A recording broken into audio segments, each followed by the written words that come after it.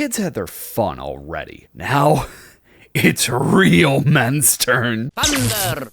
So we've seen PlayStation, we've seen Xbox, now all that's left to round out the big three is Nintendo. And I do think that we are going to see a direct from Nintendo this summer. Now, contrary to what most people are thinking due to Nintendo revealing things like Pikmin 4 info and everybody 1-2 Switch on Twitter, I still think that we're going to get a full-size direct. Not a partner showcase or a mini, but a full-fledged standard summer Nintendo Direct. Because here's the thing, even if the Nintendo Switch is starting to wind down and we hypothetically get the next system next fiscal year, we still have to get through the current fiscal year, and the Switch is still Nintendo's flagship system, so we're still going to be getting games for it for the foreseeable future. Even when we do eventually get the new system, most likely Nintendo won't want to abandon their current consumer base, so the Switch is still probably going to stick around for at least the next couple of years. Now, with that being said, I still think that we're going to get a smaller amount of big AAA titles for the Switch going forward. So what exactly will Nintendo include in this next Direct? Let's start with what we already know. We still have the Nintendo Switch Online service, of course, and Nintendo already showed off a few more N64 titles coming to the service for this year that we still have yet to see, so we'll probably see those titles get released. We'll also most likely see more of the already announced GBA titles coming to the service as well. And then we have the next Mario Kart 8 DLC wave for them to show off. I'm personally really excited for this next wave after we got the last one. With them showing off brand new courses alongside the idea of veteran racers returning to the game, it creates a lot more possibilities for what could be included in the next waves. Another thing I'm expecting to see is Splatoon 3 Side Order. We could probably get a new trailer for that, seeing as that seems to be a pretty big story expansion for the game, and we know pretty much next to nothing about it at the moment. I'm also expecting to get a final push for Pikmin 4. That's their last major game on their release schedule at the moment, and I could see Nintendo wanting to give the game a little bit more attention before release, especially considering that Pikmin isn't as mainstream of a franchise as some of their heavier hitting titles, so they might want to really show it off more to the casual audience. As for the unknown first party stuff, I still think that even though the Switch has some time left in its life cycle, we're not going to see as many big titles anymore. We'll most likely still get a few, but I'm guessing that majority of the first party titles we see from Nintendo for the rest of the fiscal year are going to be ports. Things like the long rumored Wind Waker and Twilight Princess ports finally coming into fruition, especially with Metroid Prime Remastered finally releasing after its long rumor cycle. I'm also going to hold out hope for Kid Icarus Uprising getting a port. I'm never going to give up hoping for that port, so please, Nintendo. A new Donkey Kong game is something else that I think we could see. I'm still hoping to see DK soon, assuming that Nintendo wants to ride the momentum off of his inclusion in the Mario movie. I'm guessing that it would be another 2D title, but I would love for it to be a new 3D Donkey Kong game. Either way, DK feels like the sort of game that they can reveal and then quickly release in the fall to fill up that slot in the release schedule. And then I think that third party is definitely going to have a sizable presence as well. I'm expecting some of the recent third party releases and reveals to get Switch version announcements, including the Persona 3 remake from Atlus. A lot of people have been mentioning that Persona 5 Tactica got announced for the Switch, but Reload didn't, and while that could definitely mean that the game isn't coming to the Switch, if they were going to announce it, I could see Nintendo themselves wanting to have it shown off in a proper direct format. I'm also expecting to see more footage on Mario plus Rabbids Sparks of Hope DLC, because even though Ubisoft showed it at their conference, they didn't show any gameplay despite the fact that The Last Spark Hunter is coming fairly soon, so Nintendo might have taken the opportunity to show off the gameplay at their own conference instead. Now, all of the stuff that I've mentioned so far is honestly stuff that could have been announced in a series of tweets or even just a mini direct, so why do I still think that we're going to get a full-size direct?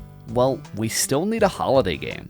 Now, need is a strong word considering that yes, Nintendo could ride off of the success of Tears of the Kingdom for sure, but that was more of Nintendo's big spring/early summer title, and besides, they sold it alongside the OLED bundle, and most people who were excited for Zelda probably already bought the game. So I think they're going to want another big system seller for the holidays, and as much as I would like for it to be the case, I don't exactly see Pikmin 4 as a system seller. The Switch also has the upcoming Pokemon DLC, but once again, that doesn't exactly feel like a big holiday release.